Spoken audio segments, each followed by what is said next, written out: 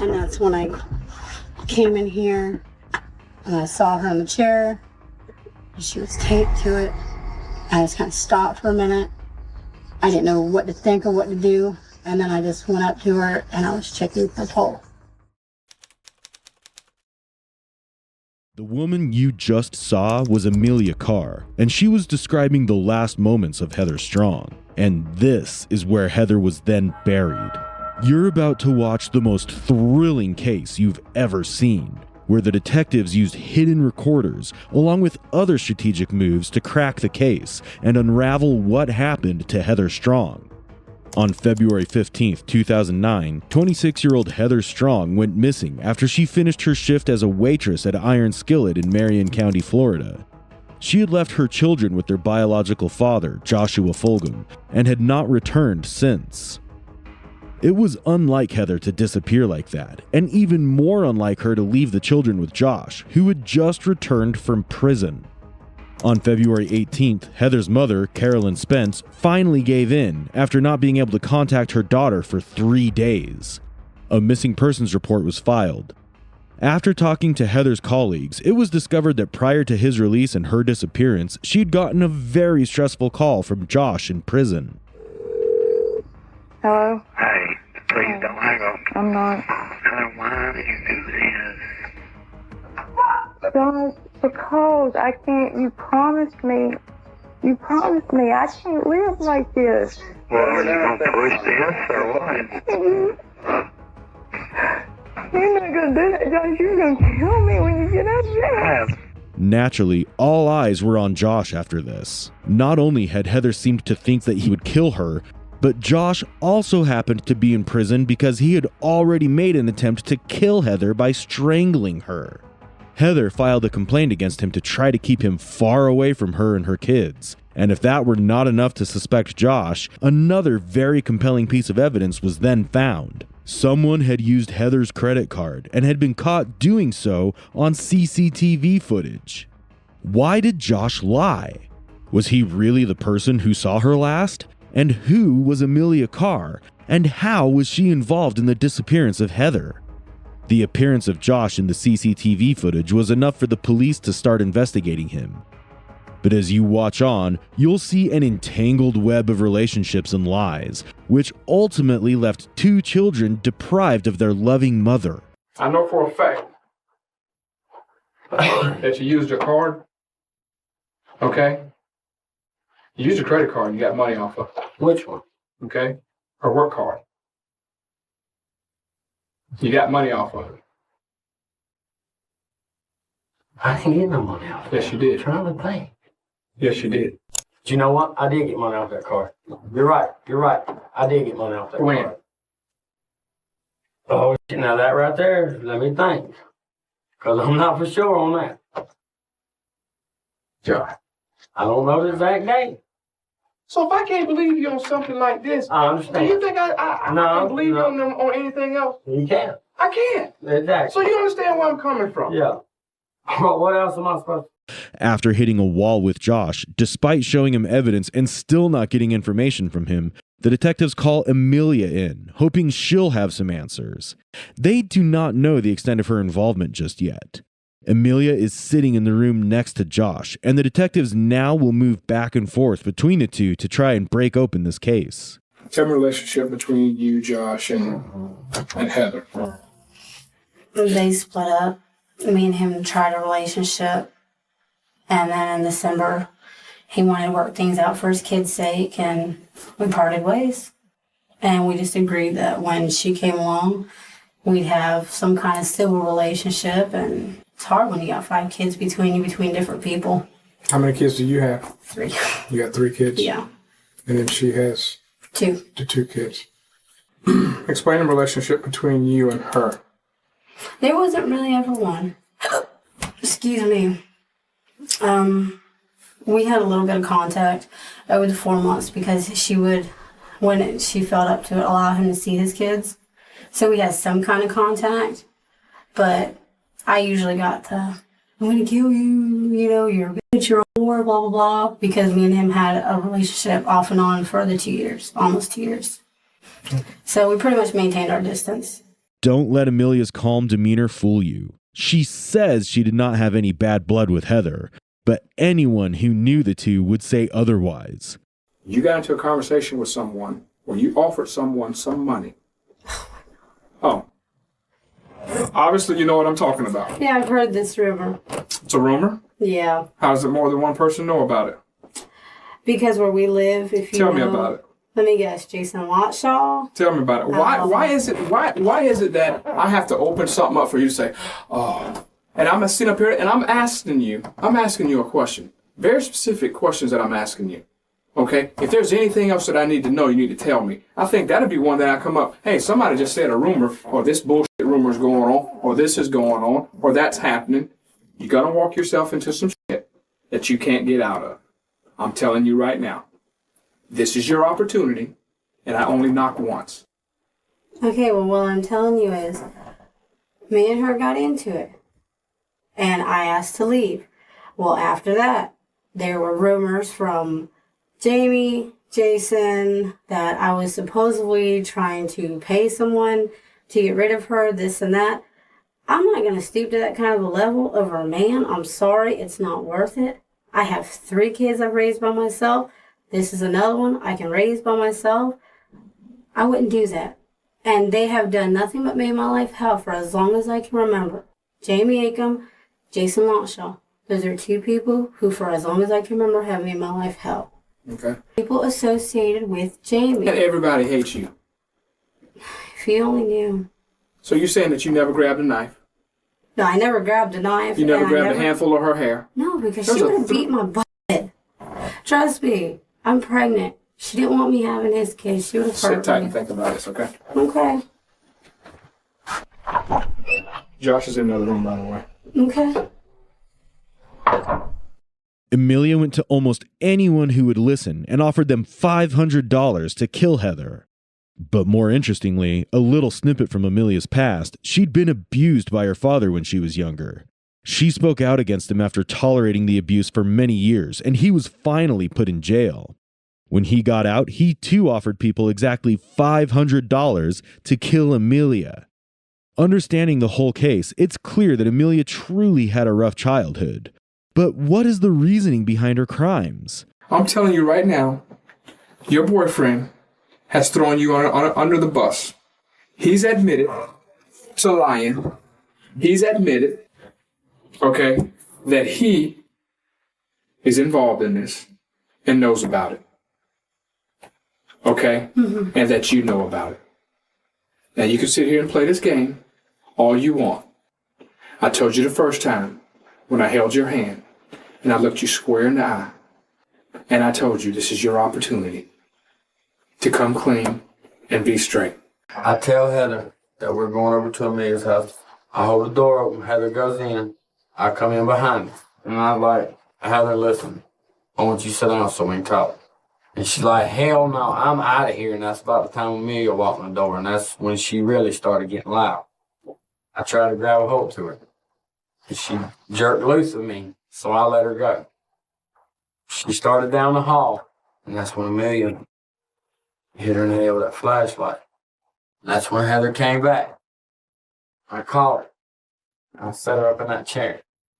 And that's when Amelia got the duct tape. And she taped Heather around here and through that. And I taped the bottom of Heather's legs off. And she put tape over Heather's mouth. We walked out the door so I could go home and get the kids. When I talked to me on the phone, she told me, she said, it's done. Josh has started telling the details of the crime. In the next clip, he's being brought in after being jailed for the murder of Heather Strong. There are still things that Josh is yet to reveal. She told me what she did was wrap tape around that and held her nose for a little bit. And that's what choked her out. You did hand motions to show how the bag went over her head and the tape went around her neck. You did hand motions. You know why you did that? That's memory. It's because you saw it. That's memory. You were there when she took her last breath. You were there when she died. Right or wrong? Well, that's right. No. Right or wrong? No. After hours of interrogation, finally one of the suspects is broken down. At this point in the investigation, the detectives too have realized that they will only be able to charge Josh with aiding in the murder and credit card theft. For this reason, their efforts will move towards Amelia now. It's truly disappointing to see our law protect a criminal. A person involved in such a gruesome murder can still get away despite giving a full confession. We have Amelia, that's you in the middle, okay? And these are all the things that are against Amelia, okay? The body was found on your property, okay, where you're living. We have Heather, okay? Obviously, she's deceased. But Josh was going to go back with her, the father of your baby, okay? We have Chrissy, and we have James involved, okay? Chrissy's like, yeah, you know, she held a knife to her throat, pulled her hair, and all that stuff. Don't deny it, don't admit it, okay? Because I don't want to lie out of your mouth until you hear what I have to say. Okay? But I still have everything pointing to you. Yeah. I can put you in prison for the rest of your life just with this evidence. Okay? I can. But I need to give Amelia a chance because you've been lying to us all night. You've been telling us the truth here. You've been telling us lies there. Okay? That stops right now because Amelia and her baby are being affected now. Yeah, and I've been trying to make an effort with Detective Bowie with the phone calls. Okay. You're being affected now, okay? Because you don't want your baby born in prison. We don't want your baby born in prison, okay? And I'm not saying that's where you're going to end up, okay? But if I have to use all this stuff against you, you're the only suspect that I have right now that can win in court, okay? I come across Heather Where? duct taped to the little blue chair In the trailer. in the trailer. And I freak out. I check for a pulse. I'm looking to see if she's breathing. And I'm just checking. And I walked out. And he was there later that afternoon. I asked him, what the hell did you do? He told me that in the middle of the night, after we were in bed, he brought her there. And I guess he told her that he knew where I had money stashed to get her to go back there. And that he hit her upside the head with something. And that she was trying to leave and she broke the window. And he left her there because he didn't know what to do with her, how to dispose of her. And I told him, I want nothing to do with this. Get her the hell off my mom's property. Okay, this is on your mom's property. Yes. Okay. And this That is he- Monday morning? No, this is Monday afternoon when he got off work that he came out there that he had asked my mom for a shovel because he told her he had a dog.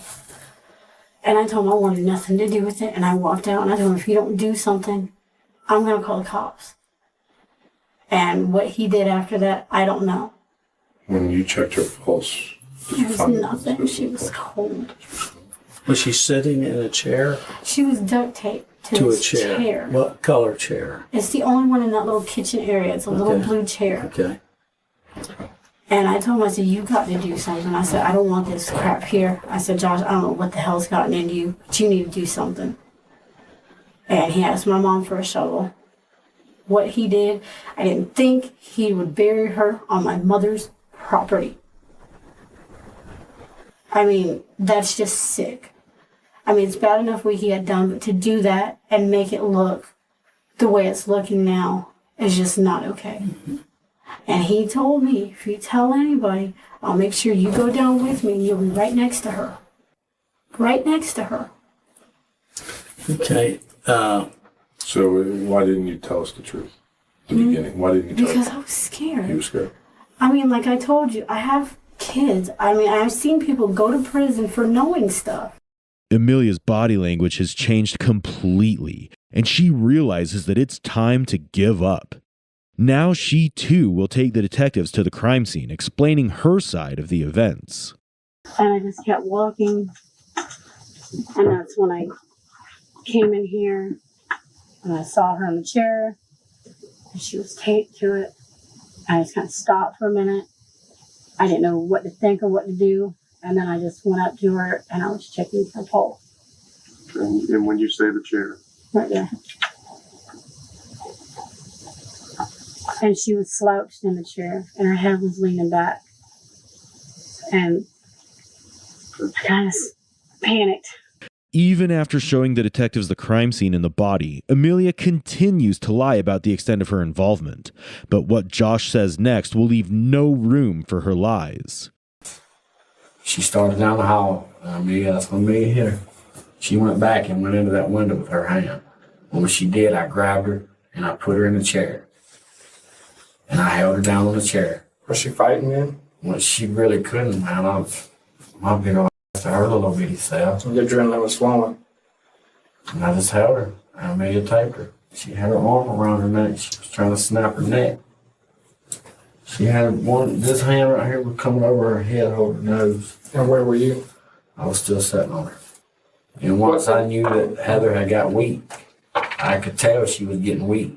Because she was just like, then, nothing. Amelia was openly trying to put the whole blame on Josh, and this was unacceptable to Josh's sister Michelle. Everyone who knew of the case still saw Josh as the main culprit, so she hatched a scheme with the detectives to get a confession from Amelia. The detectives came up with a plan to put a wire on Michelle and get her to get a confession out of Amelia. I'll pull right in here under this tree. Maybe right on the other side of that building. What are you going to say if you have an emergency? Bobo. Bobo, Bobo, Bobo. You can still hear it. Yeah, we can hear you. When this is done, can I go home and keep? I think it's time for we open Pandora's box, at least from our end. And you need to do it all on the record. Today, you had a conversation with Josh's sister. That conversation was recorded totally. It's just a mess, Amelia. I mean, it's breaking my heart. He shouldn't be in there. I'm telling you right now. I want the true story from you. You got to tell me the truth so I can help you with Josh. Amelia, please tell me your side. What did he tell you? And did he tell you over recorded phones?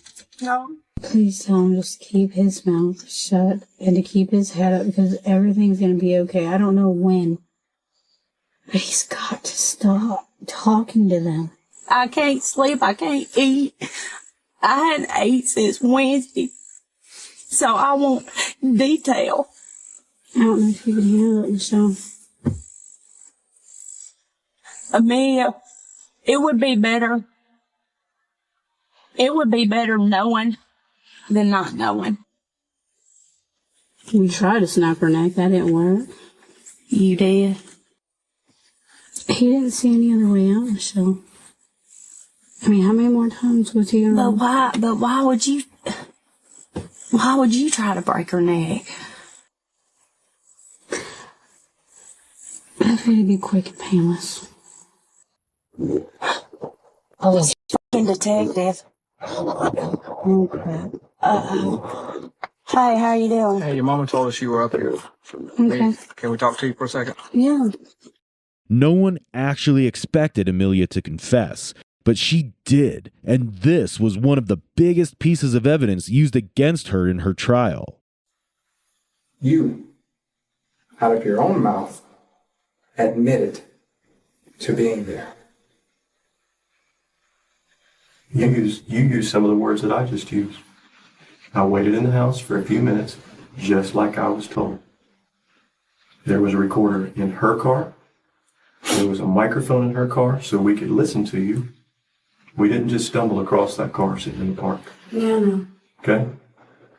We heard everything. Now, let's go back to what I was just saying. You have shown no remorse. I'm not trying to be mean, but quite frankly, so far, you have shown that you're acting like a cold-hearted, hateful person who killed the mother of two children. Okay? Because I don't cry? No, because you sit right here stone cold and stare in that man's face and lie to his face. After you told that girl today you tried to break her neck, and it didn't work. You remember that? Do you remember that? Mm-hmm. You remember those words? It came from whose mouth? Let's start over. And I'm going to quit talking. I don't have anything more to say. Tell me what happened. I did what I was told to do. Tell me what happened. What good is it going to do me, Detective Boyd? Tell me what happened. I want to hear from you.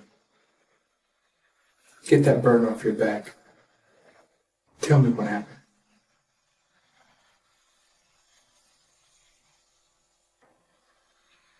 You've already admitted to it. You've gotten over that hurdle. You have admitted to killing someone.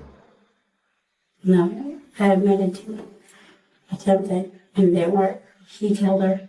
Once it becomes clear that Amelia was deeply involved in this case, Detective Donald Buey removes all the respectful distance he'd been keeping with her.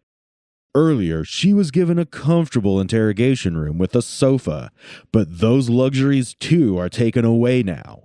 The goal now is to make her uncomfortable to get a confession quickly. And finally, the last nail in Amelia's coffin is the very confidential and discreet confession. Were you there? On the record? Everything is on the Everything from record. here on out is on the record. You were there when she died. I did what I was told to do. Tell me what you did then.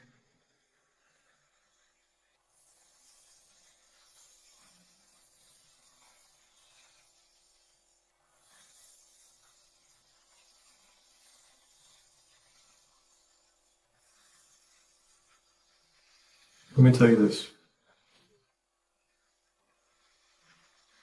As much as Josh has told us, which is a lot, he still says that you were the one who killed her. Okay. I wasn't there. I don't know. I can tell through our investigation and all the people we've talked to and all sifting through every single lie. Josh has thrown plenty of them up there. You've thrown plenty of them up there. I know you were there, okay? I don't know who killed her at that moment that she died, but I do know y'all were both standing in that room. Is that right? Then if you have something to say that's not the same as what Josh said, Excuse me. now's the time. Don't give us that respect. Don't nod. Is that right? You have it on tape. Is that right? I'm not talking to you in sign language. I know. I'm talking to you person to person, respectively. I don't want to assume that you nodded your head, but is that right that you were there with Josh when Heather took her last breath?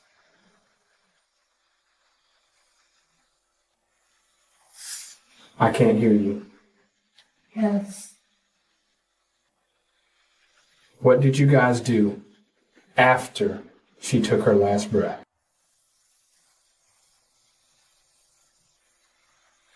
Can I ask you something?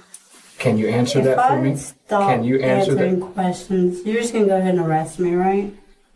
There's no way I'm going home tonight. You keep looking at what you're sitting in here doing, and you keep thinking that this is what's getting you in trouble. No, Okay? it's- What's getting you in trouble is the night of February 15th. Okay? This is why this all started. From here on out, you've got a decision to make.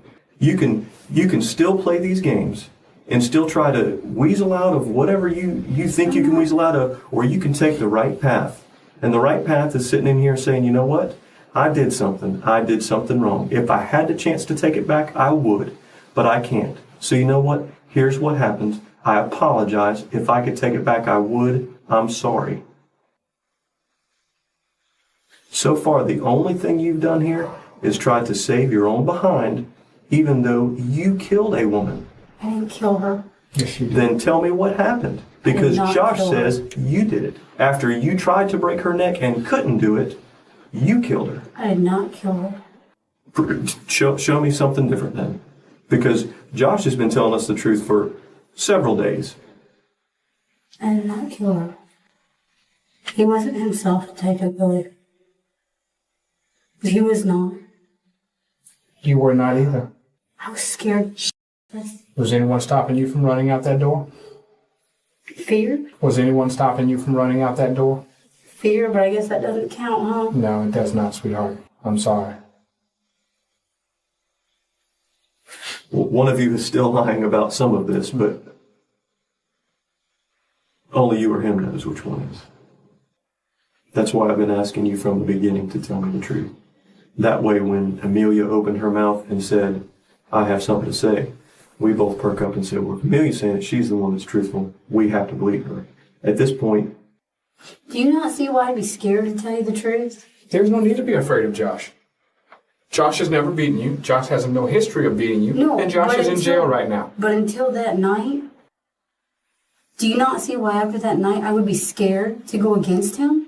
Okay, but Josh told us that y'all had talked about doing something like this. We've never talked about anything He said like this. y'all had never planned it fully. Fear is not an issue with you. What do you mean? Fear has never been an issue with you. You have never been afraid of Josh before or after you guys took someone's life. Afraid he might leave you. No, I wasn't afraid of him leaving because I left him. I left him. You understand me?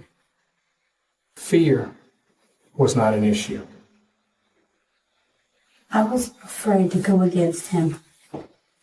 You just told me that you tried to break her neck. Because that's told attempted me to. murder. That's what you told me. Is that not what you told me? Yes. What I did was attempted murder.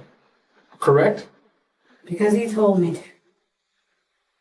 But is that not what you said? I tried to break her neck, but I couldn't. You don't think you deserve that? No, because I didn't kill her.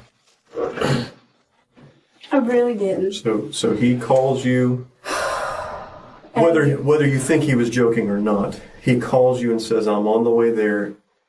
Wait till we're in there a couple minutes and come back. And you know exactly what that means. You know exactly what it's going to lead to. And you made no attempt to stop him, talk him out of it, or call the police. You went out there. She tries to get away. She's trying to escape because she sees what's coming. She's struggling, and you help him imprison her, keep her. You help him do all the things that he needs to do, knowing what's about to happen.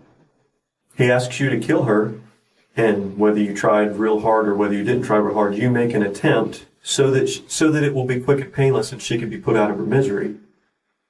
And when you're unable to do it, whether you were not strong enough or whether you didn't have the willpower, you step away so that he can take his turn. You watch it happen. At no time have you told us that you tried to stop him, you tried to talk him out of it, you tried to say, you know what? There was no, if you were there, Detective Spike. I wasn't there. If you'd have been there. You were. There was time before he got there. You could have picked up the phone and said, I honestly Josh, didn't think he was coming. let's not do this. This isn't a good idea. You could have said, Sheriff's Department, I think I've gotten in deep, but I'm trying to do the right thing. I don't want this girl to lose her life. I don't want these children to lose their mother. And all these things I'm saying to you, you helped put her underneath the table for a day, maybe 2 days. I didn't help do any of that. I just knew that he did it. You come outside to see if the hole's deep enough he's about to bury her in. You watch her being buried. You help cover her up. I didn't watch. I went back and saw. Did you jump in the hole? No. On top of her? No, that's sick. Okay. So all these things, and what do you think that you are guilty of then? I know what I'm guilty. What do you think would be appropriate? But I just wish that you would take into consideration. But I was scared. Tell me what you think you're guilty of. Helping a monster. I'm sorry? Of being a monster? And helping a monster. I didn't understand. Helping a monster. Oh, helping a monster. Do you want anything to drink? Do you need to use the restroom? Are you okay? No. Are you hurting? I guess I should ask that because I know that you're not okay. Are you physically okay? Huh? I'm afraid you're going to take me over to be booked. We're going to do the paperwork right now. Okay? On December 7th, 2010, after 2.5 hours of deliberations, a jury found Amelia guilty of first-degree murder and kidnapping. Amelia's relatives testified in her favor during the penalty phase of the trial, claiming that she had suffered from trauma since she was young as a result of abuse from her father and grandfather. On December 10th, the jury, however, decided to execute Amelia by a vote of 7-5. On February 22, 2011, she was formally sentenced to death by lethal injection.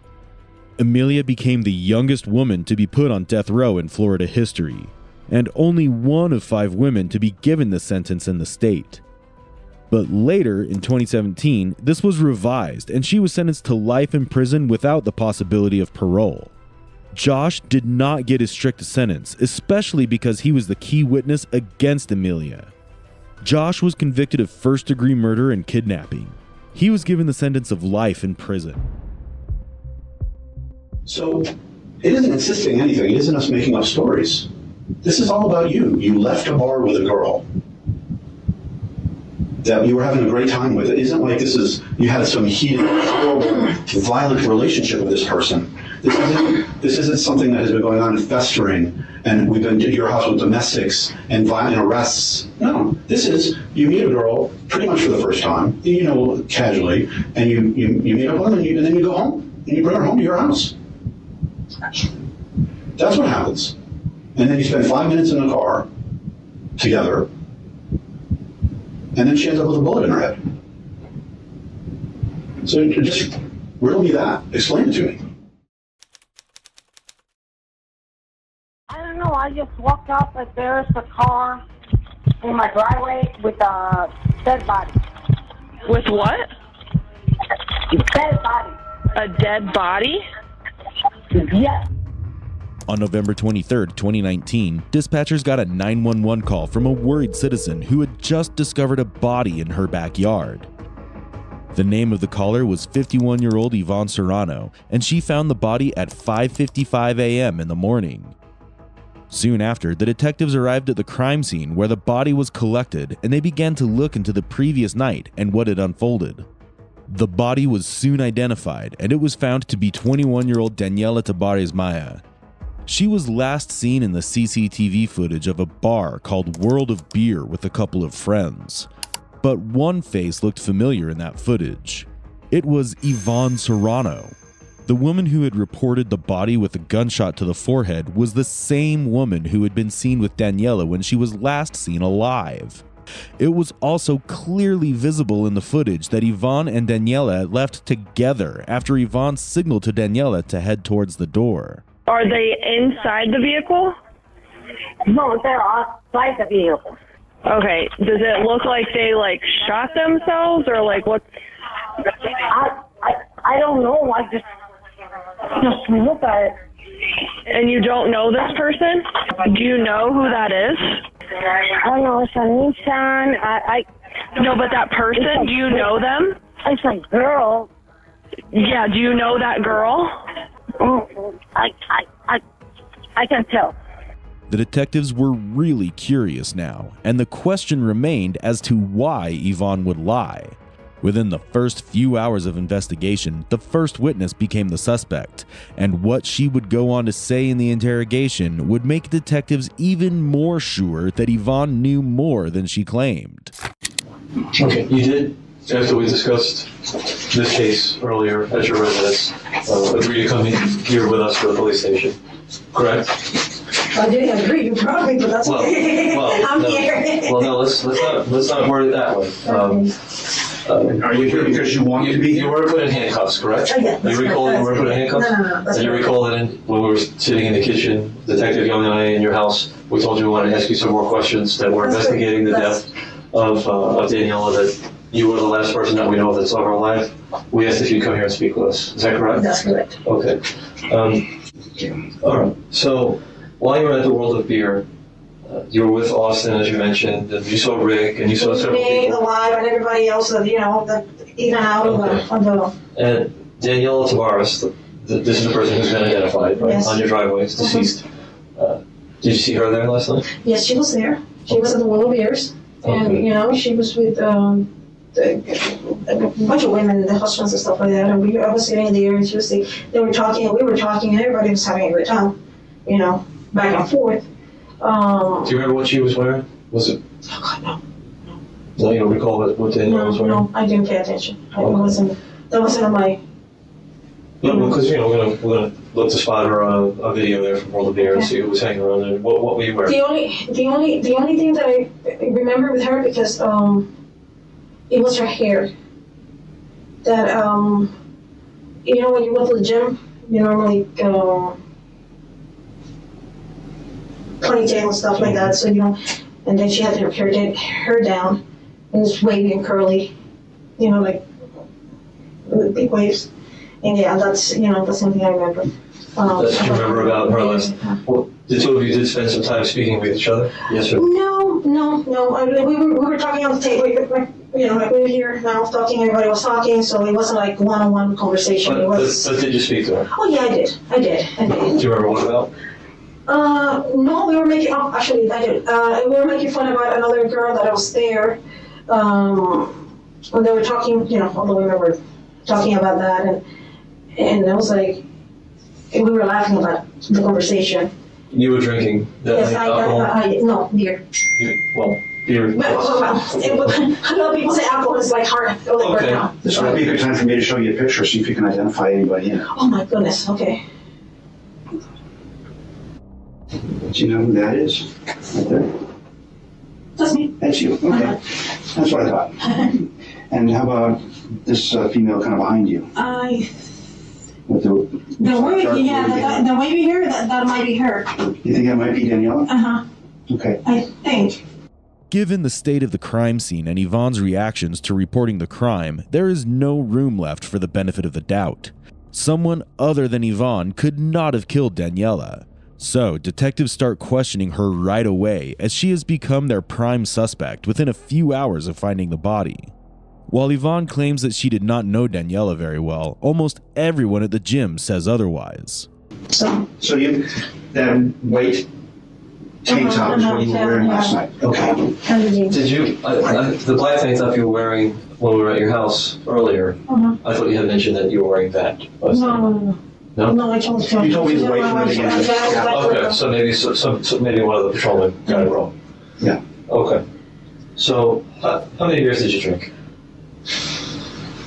I give me one. I paid for 2. That's 3, and that's how much I paid for. 3. What kind of beer was it? It's called Lux something Kentucky. It's an IPA. No, it's not an IPA. Actually, it's a very smooth beer. An amber ale. It's something like that. Yeah. It's like it's not dark beer. It's not very strong. 4 or 5%, you know, the alcohol content? I know. I think it was more than that. More than that. Mm-hmm. Okay. What type of person are you when it comes to drinking? I mean, you a pretty experienced drinker? You drink on a regular basis, or no. Are you the type that can't hold her alcohol, so to speak? No, I think that you know, I can hold my alcohol. You can. Yeah. How often do you drink? In a week. Maybe the weekends. I mean, one day or 2. You drink? Yeah, and I have stopped because I want to lose weight and I want to sweat, and I was trying to get in the process of that. So last night you had 3 beers. One person bought a beer for you, and then you purchased 2 on your own. Yeah. So that's not like an unreasonable amount of alcohol to consume for you. That's the thing. I don't want to lie to you. It's like, yes, but I don't, you know. I think that's what, maybe before that is the last thing I after, you know, talking with the data, after that, or maybe before that, because I don't know when that picture was taken, I honest to God, I don't remember even walking out, getting in the car, and coming out with it. I don't remember.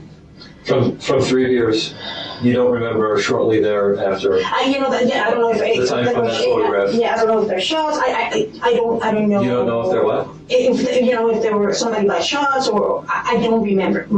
But I mean, the picture of somebody is like I was kind of holding something out in. Or like maybe you were laughing or something. It's hard to tell. Yeah, and I don't. Did you drink any shots?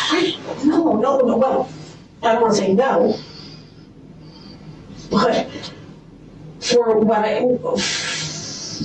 I drink, until I remember, I didn't do shots. I didn't do anything. You don't remember doing any shots? No, I don't remember. Nothing. The detectives asking about the color of Yvonne's top in the CCTV versus at the time when she reported the crime is a crucial piece of evidence that they have brought up early on in the case.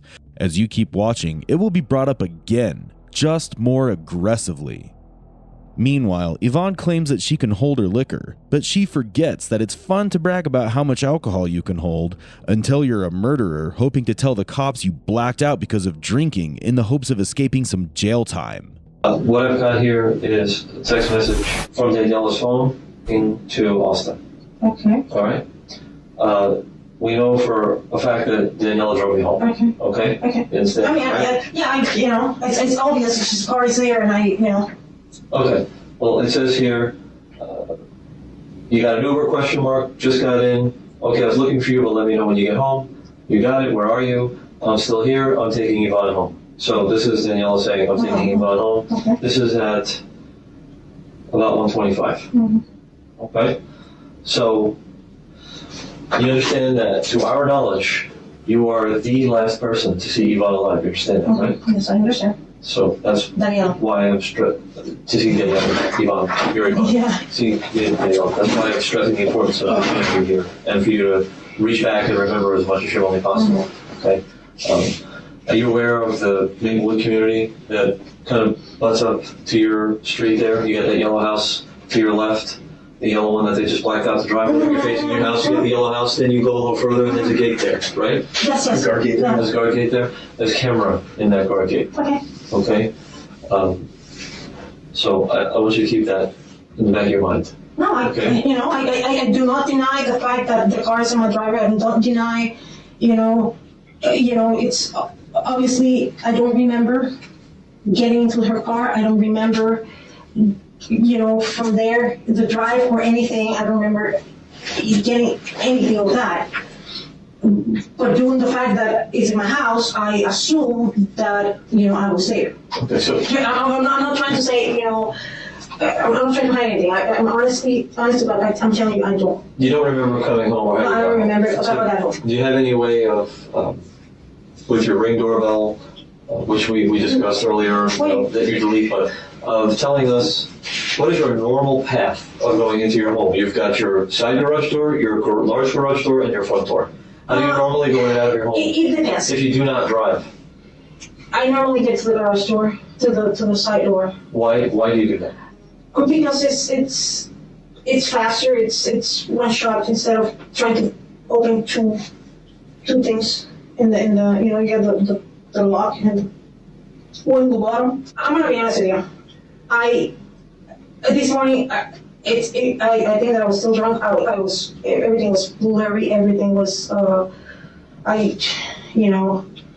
only thing that I remember is seeing her. Well, how did you go out the front door? Did you go out the front door, the garage door, or the side garage door? Honestly, I cannot tell you what I'm saying. I don't want you to say you're being honest. Okay. Right? Because you've been consistently not been honest. Okay. So don't say you're being honest. Okay. Okay. So the last thing you remember is talking about getting an Uber. Yes. And I was at the bar. Hmm. Remember holding hands with Danielle? No. Really? You don't remember holding hands, kissing? No. You don't remember anything? No. Making out? No. You're looking at me like I'm crazy. Yeah. But if you can't remember what happened, then why are you looking at me like that would never happen? Because I don't remember, and I wouldn't think that would happen. Why? Why not? You're lonely, she's lonely. Happens all the time. So explain to me why that's so shocking. Well, it's shocking for me because I don't, What? I don't say it that way. Why? Because I don't. I mean, it's just, everybody, somebody likes pinolas and somebody likes other things. I mean, that's... Well, what if she's coming on to you? If I like I said, I don't, if I am in my whole, I would say, I don't swing that way. I'm sorry, and that's it. Well, you had a couple drinks. You work out. You're in shape. You're hanging out with her. It's like a date. See, but it wasn't a date. I mean, she went to the movies. We don't even sit together. I didn't see her at the movies. So it's a one-night stand. What? Trust me when I was. No, you're trying to put I have a relationship with her or anything. I don't. You don't remember. Well, I don't remember. Right? I mean, you might have. But I don't remember. I mean, you could have been making out the whole night. There's a lot of things that, you can tell me that it happened and I would say, I don't remember. I don't know. Right, but some of it you look at me like I'm crazy, and some of it you look at me with a blank stare. So you remember some stuff. No, I don't remember anything. I mean, I don't remember whatever that you're saying. You don't remember? I don't remember. So what I want to know is, what was the relationship with you and her in the car from the time you left the bar to go to the car? Oh my God, You holding hands? I mean, there's video of it. Well, if the video is there, then I was holding hands. I don't remember. You don't remember? But it is in the video. It's in the video. I cannot deny. Well, I haven't watched that video yet. We're trying to get it all. I'm interested to see what that video shows. Or were you guys fighting from the bar? No, for what I recall, before, I don't remember. It was a pleasant conversation that we were having, with everybody. I mean, it looks very clear to me what happened. Doesn't it look very clear to you what happened? You don't think it's clear? It's clear that she's dead. Oh yeah, that's clear, and it's clear that she got shot in the head, right? But you're done. It's clear. So tell me, when you sit next to somebody that shoots somebody in the head, what is that?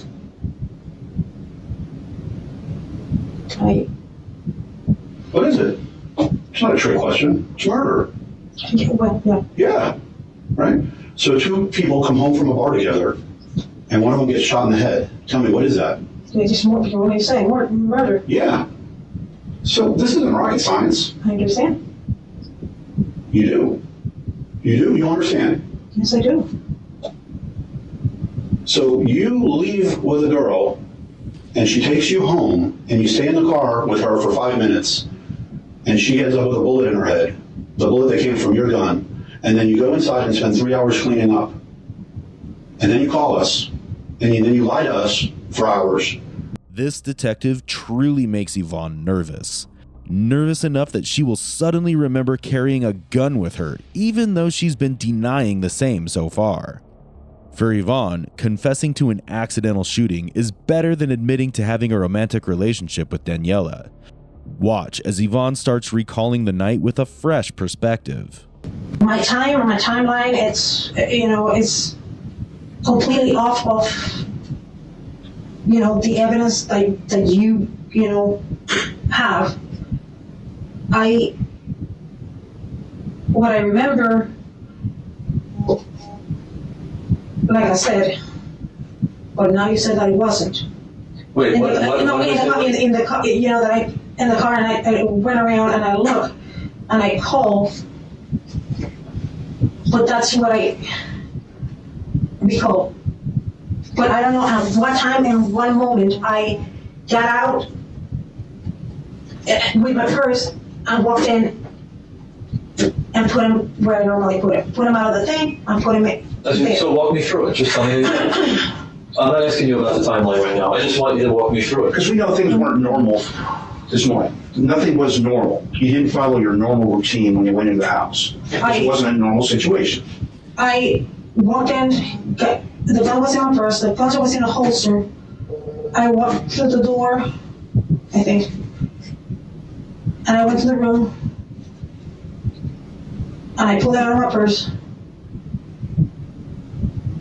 I put him there, where I, on the chair, and that's. You put the gun on the chair? Yeah, never thought.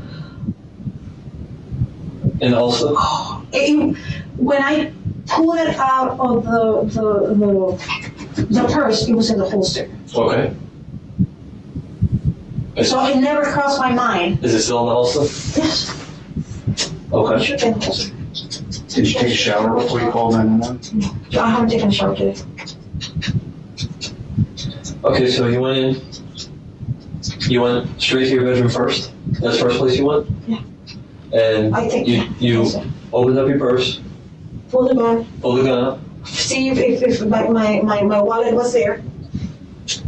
What were you doing? Why were you looking for your wallet? Because normally when I don't recall, if I don't recall anything, the first thing I look is for my for my wallet. My first time I wanted to see if it's there or I lost it or what. So taking inventory kind of thing? Not inventory. Just make sure you had it. Yeah. They're just checking to see. If I have my driver's license, I have my credit cards there, the money's still there. So then what? What'd you do next? Okay. Was that your first act when you walked in the house? Was to put the gun No. in the bedroom? No, it was actually, I opened the purse to see it was my money there, and then the gun was there, and I pulled my thing, and I put the other thing where, put my purse, check it out, pull the gun, put them away. 2 things. You went into your... My wallet and the gun. You pulled your wallet out of the purse too? Yeah. Where'd you put that? Now it's sitting on the counter. In the kitchen? Yeah.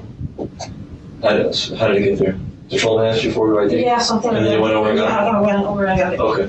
So, you walked in, you went to the master bedroom, you took out your wallet, you took out your gun, then what? I don't even know what the timeline exactly happened. The next thing that you did, what was your next activity? Took my shoes off. Went to pee. Took my shoes off. The shoes that you were wearing, where are they? In the bathroom. The master bathroom? Yeah. Okay. Did you wash them off in the tub? No. They're everything is... They're sandals, right? Yeah. So you don't know if you tracked any blood into the house? No. Made footprints, blood footprints on the floor, sandals? No? No. Okay, so... I didn't notice, I didn't see it today, I was nothing. What did you do after that? You put the gun away, put the wallet away. Do you put the purse where? You left it in the bedroom? Yes, I think it's in the bed. On the bed? I think it's in the bed. Then you went into the master bathroom. You used the... Which is true, because I went to pee. You took your sandals off, you used the restroom. Mm-hmm. Then what? But all this was... All this was? I want to say... After calling 911, I want to say... Everything you're telling me transpired after you dialed 911. Is that what you're telling me? Everything. I assume that, because everything is scrambled. Yvonne Serrano continues to say that the crime happened when she was blacked out after drinking too much alcohol. She also confessed to having an alcohol addiction. Because of this, she was placed in a rehabilitation center instead of prison. In March 2022, she was kicked out of there as well after her roommates complained that she would insult and intimidate them. She was rearrested for the same charges again. Serrano was arrested and charged with tampering with physical evidence, including deleting footage from her doorbell camera, and murder in the 2nd degree. She was subsequently taken into custody and transported to Broward County Jail. On June 18, 2024, 56-year-old Yvonne Serrano was found guilty on all charges. On August 12, 2024, she was sentenced to life in prison with a mandatory minimum of 25 years. Yvonne Serrano is finally paying her dues for her crimes towards Daniela Tabares Maya. What's going on? Somebody shot your husband?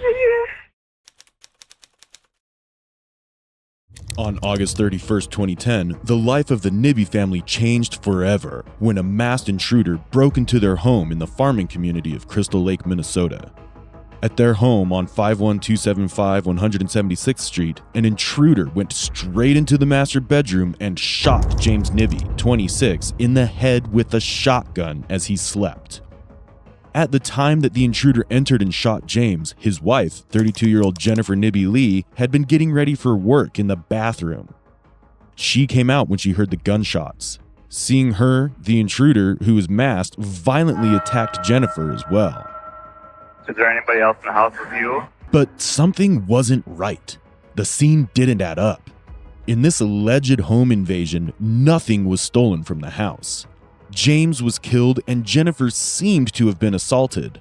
Detectives started to think that this might have been personal. You said homicide yesterday. Mm-hmm. What are my convictions? You're not convicted of anything yet. You're charged. Okay, what am I charged with? I never got a charge sheet or a charge. The jail had a copy of it. They have a copy of it over there. Oh. Maybe, did you ask them to see it or anything? Or I didn't, I guess. Okay. We can make that happen till we go back. Right, but I can tell you it's 2nd degree murder is what you're charged with. Okay. That's And what does that entail? Well, I think it's second-degree intentional murder is what you're charged with. So that just means that you intended to kill somebody. It's 10 days after the crime, Jennifer was arrested as new and compelling evidence was found against her. She herself then asked to speak to the detectives to share facts that she had not shared yet. As you watch, we'll show you the actual evidence found at the crime scene and break down the sinister plan that was hatched to kill James Nibbe. The victim became the suspect, and what they had believed originally turned out to only be the tip of the iceberg. How do you free somebody when you've done something like this? I know. It was like I was there, but I wasn't. Like you were not in your person watching yourself do something and... Saying it was the devil. Get rid of it. Was there voices telling you that? Did you feel like you were hallucinating? I don't know. You hadn't slept all night, had you?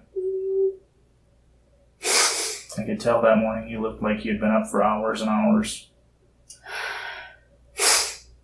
You'd been taking way too many pills? Yeah.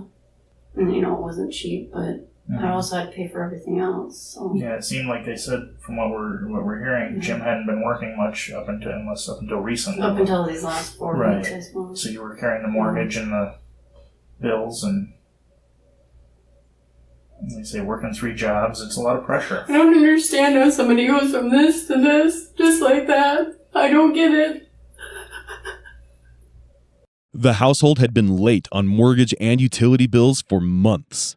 Another very compelling piece of evidence against Jennifer was regarding an insurance policy that James had taken out in June 2010. This life insurance policy would pay out a sum of $250,000 in the case of James's death. James had revealed to his boss, Darren Deluge, that this had been initiated by Jennifer, but he thought it was a good idea as well at the time.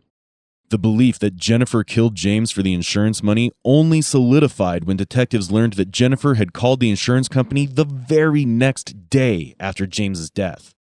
If that wasn't shocking enough, in the month following his death, she rekindled her romance with an ex-boyfriend, Greg Nielsen. Well, Jim, what's more important than it happened, you can't back up and do it. Obviously, you're sorry. Okay, you said yourself if you could change it and give your life, you would. Is that true? You said that? That's what you meant? Yeah. Because there again, those are things that I think that's important for people to hear that from you. How you feel that you're not some uncaring. Okay. It was horrible.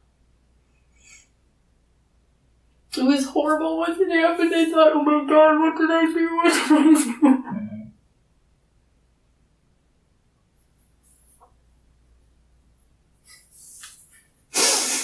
And that's why I made it look like someone tried to hurt me and came in and...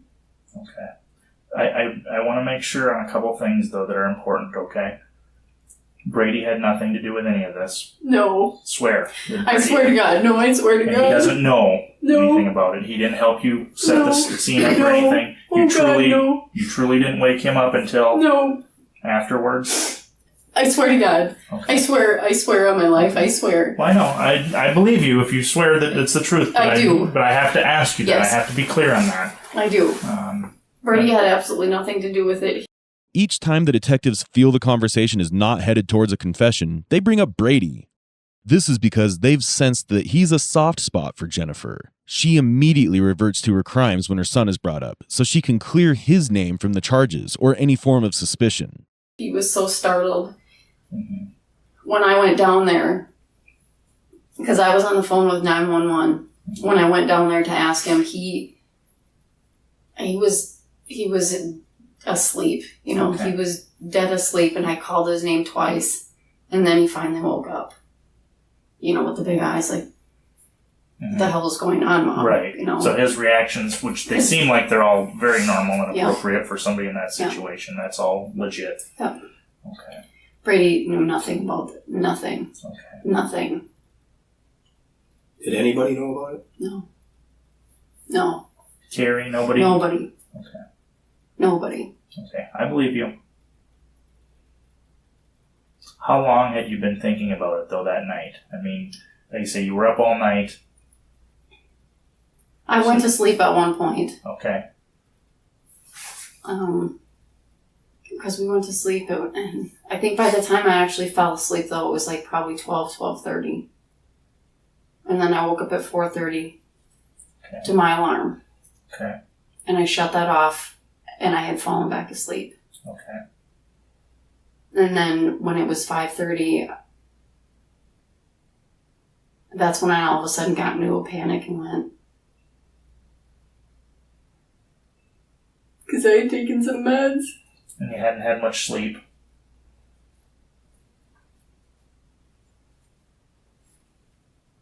So, it just makes me sick even thinking about it. And what I did. I know. I'm sure it's been just killing you the last few days. It's been killing me since the day it happened. And I think we were talking to you too. Yeah. No, that it shows. It's clear. It's a lot to carry I around. don't know how I'm going to live with this the rest of my life. I don't know how. But the other thing is, though, is I know that Jim is in heaven. And that Brady will someday go to heaven. And then if I try to take my own life, I won't be with them. Because that just crossed my mind, too. Well, and I would just encourage you, please don't try to push those thoughts out, because you know what? You made a mistake, but you're still Brady's mother, and you're going to be his mother for the rest of his life, and you need to continue to do that, okay? Has anyone noticed how quickly Jennifer starts crying and how quickly she seems to recover from it? Is she truly remorseful, or is this all an act?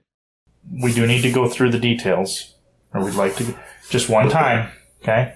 Okay. And you do it, and we're not going to push, and you do it at your own pace, okay? But I know you want to have the truth out there. Exactly the truth. Okay? From start to finish, one time. I don't know where to start, I guess. Let's start Monday night. Okay? Monday night. Okay. Let's start Monday night. You're with Carrie, right?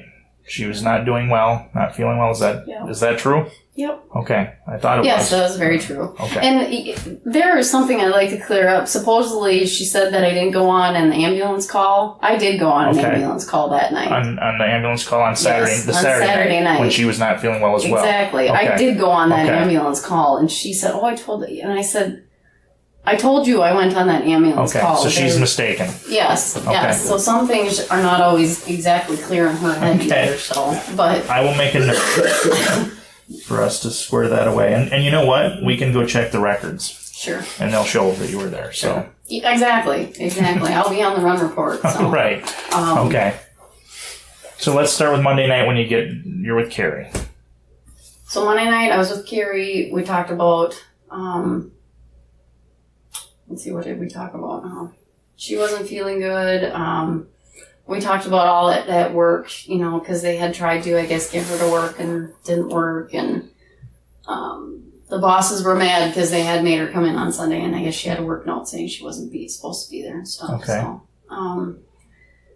So then we went out to Monpause because of the whole, there had been people with flashlights and stuff in the yard. Mm-hmm. So we went out there to check to make sure everything was okay. So that's all true too. That wasn't made up or anything Right. about this. Okay. And Yukon freaking out the other night. Mm-hmm. That's true too. That was true too. Okay. Yeah, that was true too. Okay. And so we checked that out and tried to reiterate to Pa not to, go outside by himself and stuff. And then as I was leaving Carrie's, Jim had called, and I think I had missed his call, so I called him back, and he said he was just getting home from work.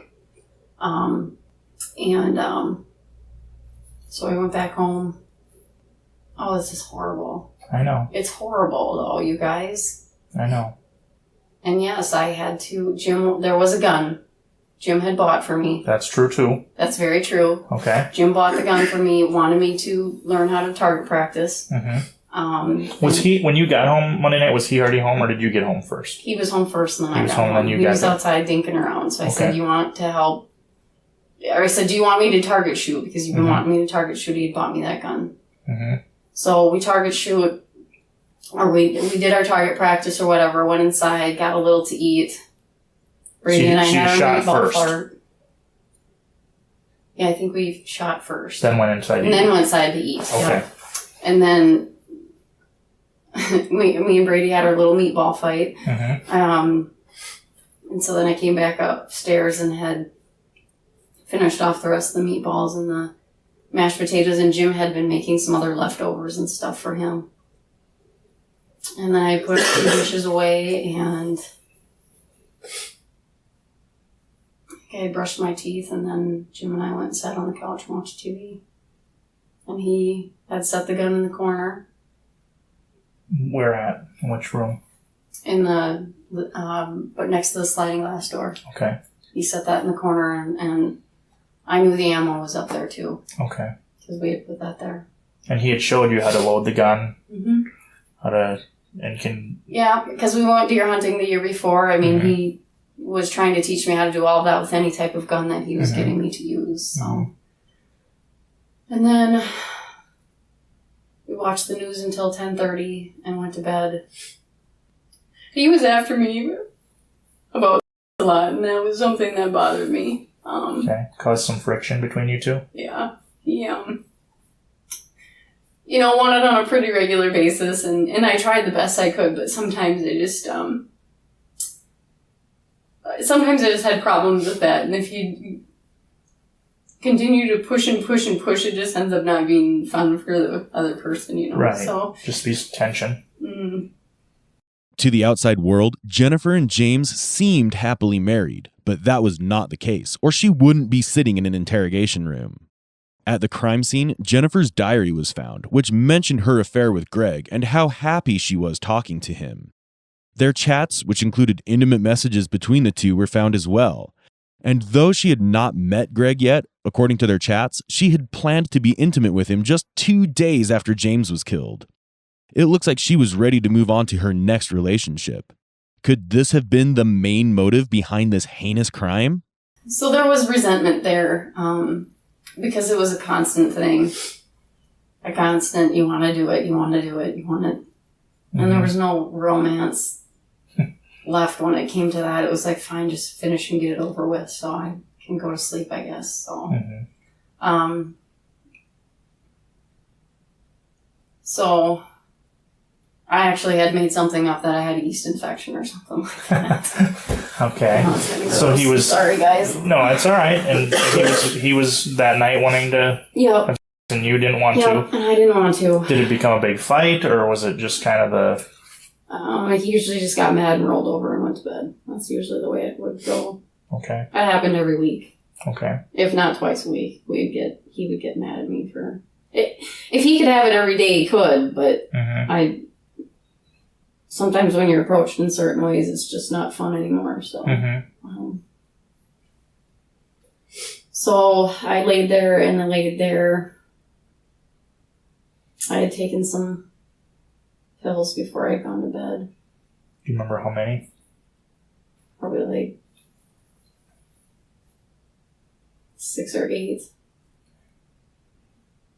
Which sometimes when I do that I have a hard time sleeping to begin with, because that is how it messes with you sometimes. It's kind of like make you agitated. It does. It kind of keeps you up, makes you dream, stuff like that. And so I woke up alarm went off at 4:30, and I had shut it off. And I think I had a couple more pills laying on the nightstand that I had taken. I'm trying to remember if I had water there, if I just took them dry. I don't even know. And I had fallen back to sleep, though. And I woke up at 5:30 in a panic. And that's when I went out and I got the gun. And I loaded one shell. And I came back into the bedroom. And there was a throw blanket laying on the end of the bed.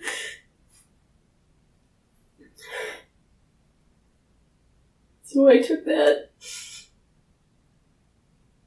and kind of rested the gun on his shoulder. And they just kept saying, he's the devil, he's the devil. He's the... But I pulled the trigger.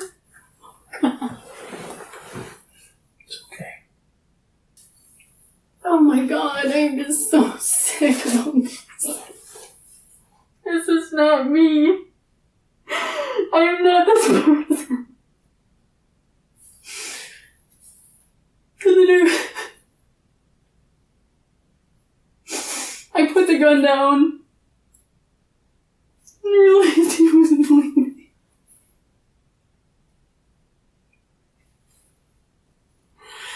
And I panicked and I went to go find his phone.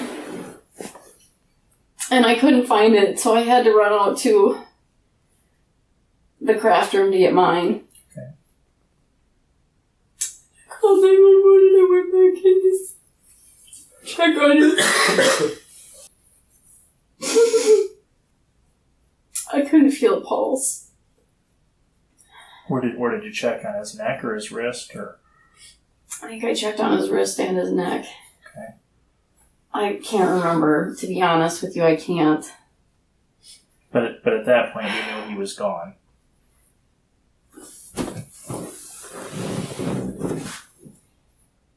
Hearing this, we're left in confusion and doubt, especially as the 911 call sounded so compelling.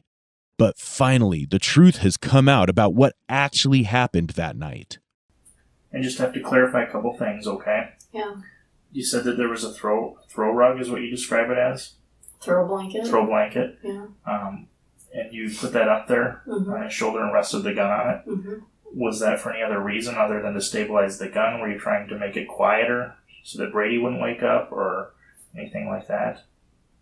I mean, was it like around the barrel at all, or was that your thinking at that time to not wake up Brady or not? No, maybe not. I think because I was shaking so bad, it was rattling. Okay. Just like you were I trembling? mean, yeah. Okay. Even though Jim was a heavy sleeper. But... Mm-hmm. How do you take someone's life and then go on with your own? I don't know how. Do you have any other questions for me? I think I need to go lay down. Yeah, just one other one. It was the same gun that he had taught you to shoot? Yes. And what kind of gun is that? I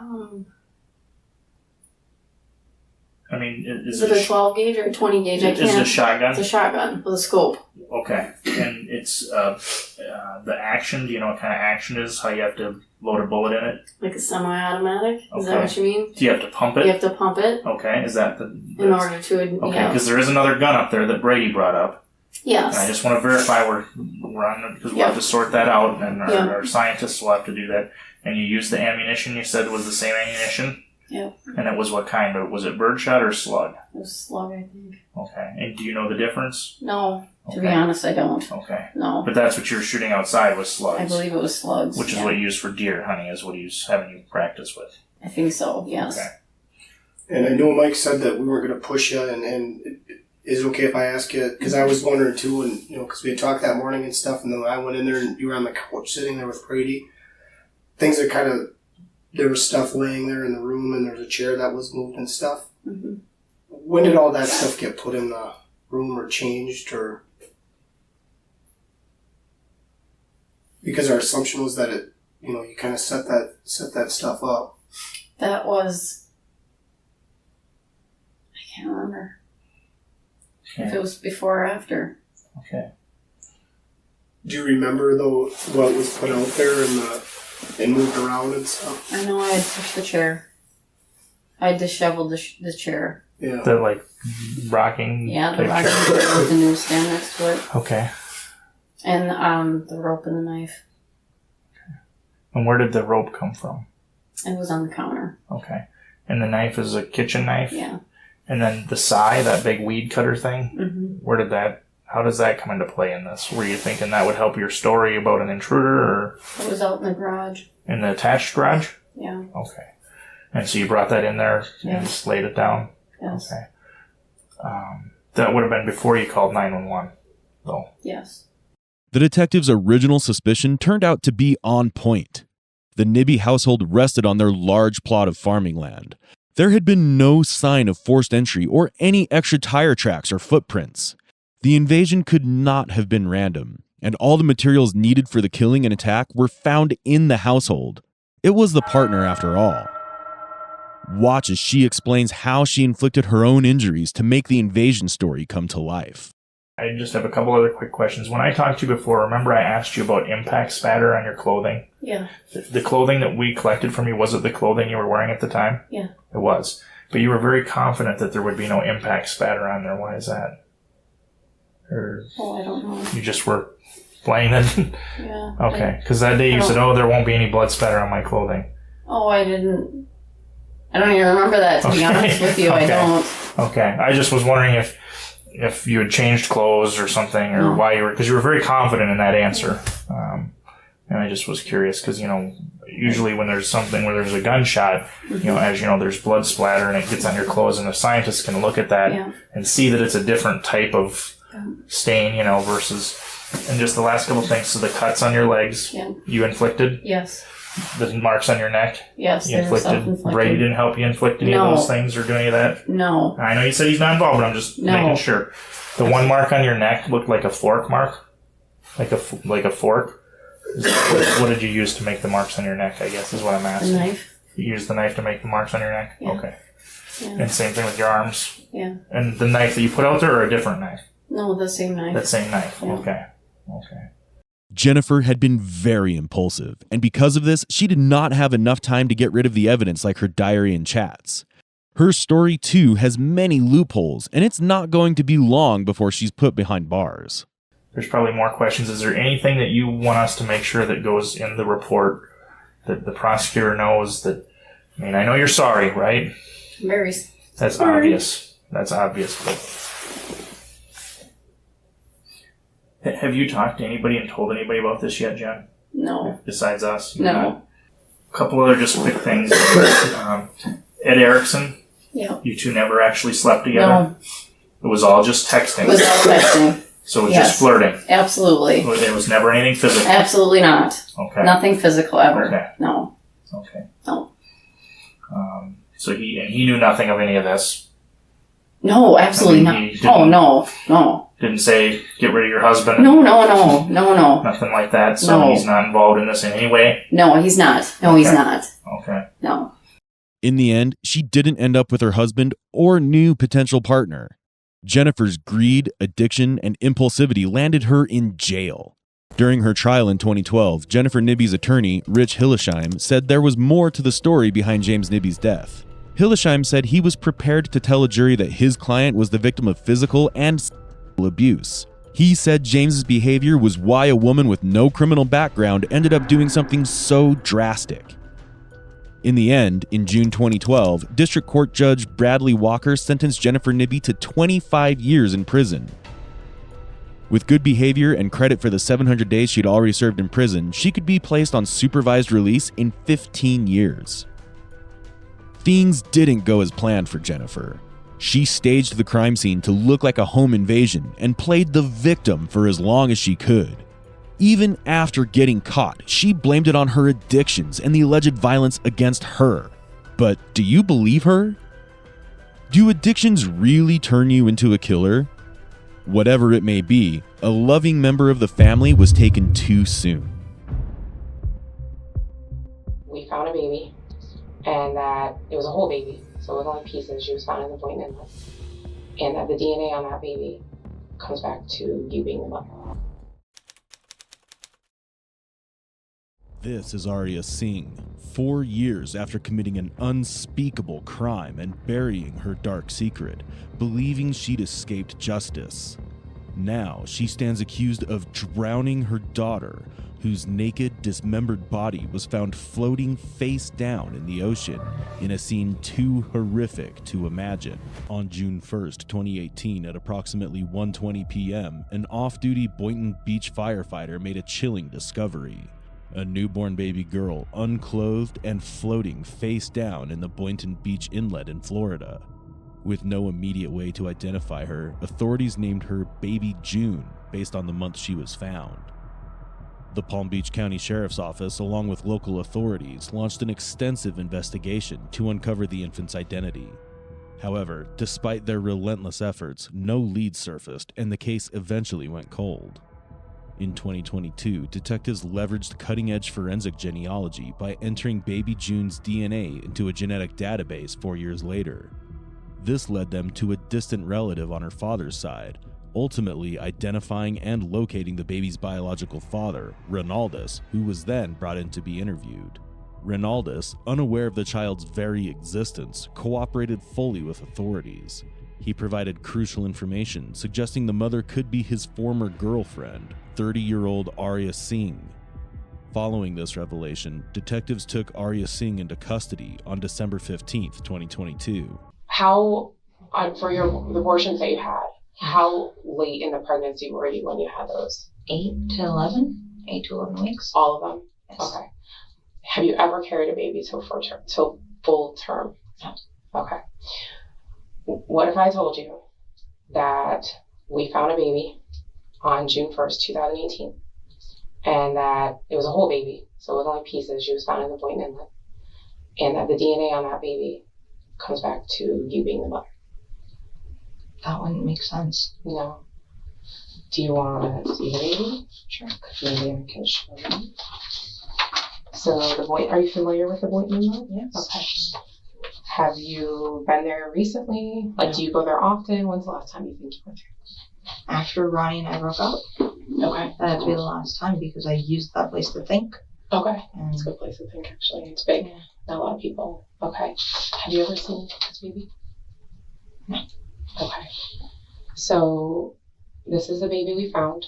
Okay. And you say you've never seen these articles and you never heard of it. It was pretty big news back then. This was like 4.5 years ago, so it probably hasn't been in the news recently. Yeah. But we found her. She was a newborn baby. They said she was maybe a few hours old. They thought maybe she was born in a hospital, but you're saying you've never had a baby in a hospital? No. Have you had a baby anywhere else? No. Okay. So when we found her, it's a little graphic. That's okay. She looked like this. Okay. Okay. So this is what we pulled out of the Boynton Beach Inlet. Okay. Okay. And as you can imagine, it was a newborn baby who's seemingly healthy, except for the fact that she wasn't alive. It kind of caught some attention. Okay. So we've been working this case since June 1st, 2018 when we found her. And there's several things that we found that led us to you, because you're not here just because we're just picked some, random person up from, an apartment in Boynton and just brought you here. Yeah. There's a reason. Okay. So we found Ronaldus as the dad, and we tested his DNA. He's the dad of this baby. Okay. But he didn't know that she existed. The only thing he knew was that he had a girlfriend, and that she told him once that she had a baby, but she took care of it. Right. Assuming you meant abortion, of course. Yes. And since you had 5, I get, Yes. In this case, this is a baby. She's clearly not aborted. She's been born. Right. And you were determined to be the mother of this baby. Ronaldus recalled that in mid-2018, Arya mentioned she'd been pregnant but had taken care of it. Assuming she meant an abortion, he didn't question her further. Little did he know, Arya had taken the worst possible care. So, if there's something else that happened, this is your opportunity to get it straight. Otherwise, we go to we can't help it. That's what we go to the worst case scenario, and the worst case scenario is not very good.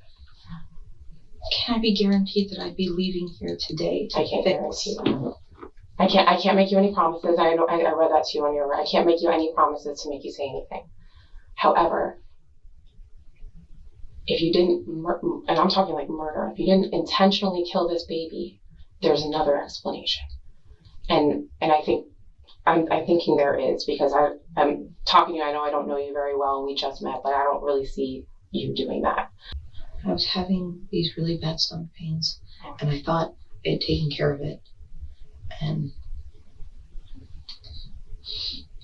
when it happened, I freaked out, and I knew that that this was all going to happen, and I couldn't handle it. She was dead on arrival. Like, she didn't make it out of me. And I thought it would be my fault, and my family would hate me, and I don't even know who it belongs to, you know? So I went to my accounting class, and I had her in the trunk because there was nothing I could do. And I left halfway through because I freaked out. And I went to the inlet, and I kept thinking of something to do, and it was just, I'm sorry. I understand. Okay. I didn't mean for any of this to happen. I didn't plan any of this. It just. Okay. So, are you telling me that this was one of the babies that did you have an abortion for this pregnancy? And it didn't work. Okay. And then so the baby came, where did you have the baby? I had him in a hotel. Okay.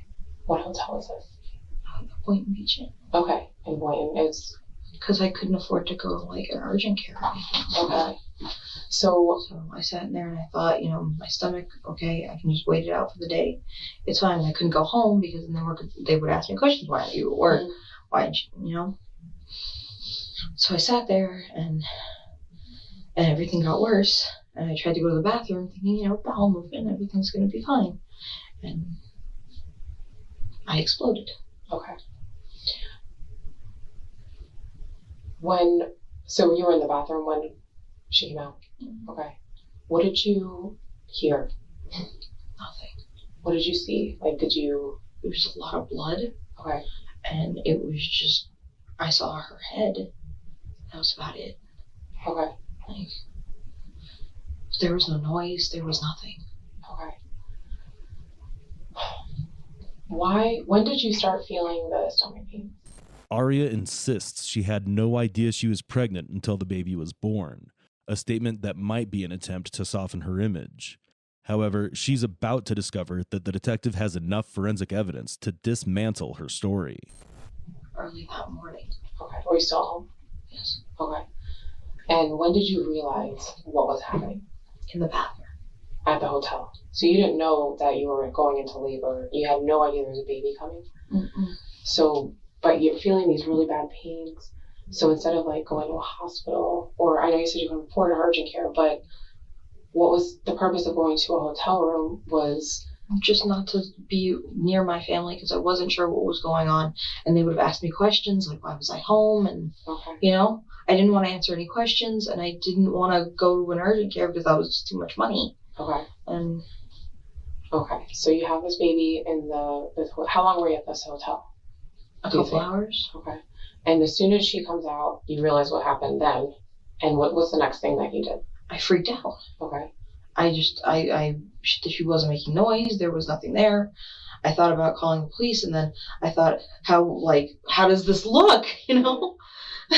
I get that this isn't any better. This does happen a lot. Yeah, what you just described. Yeah. It happens. And I freaked out, and I put her in my backpack, and I left her there for a while, and I fell asleep because, I passed out. Mm-hmm. And I woke up, and there's nothing, she's still there, Okay.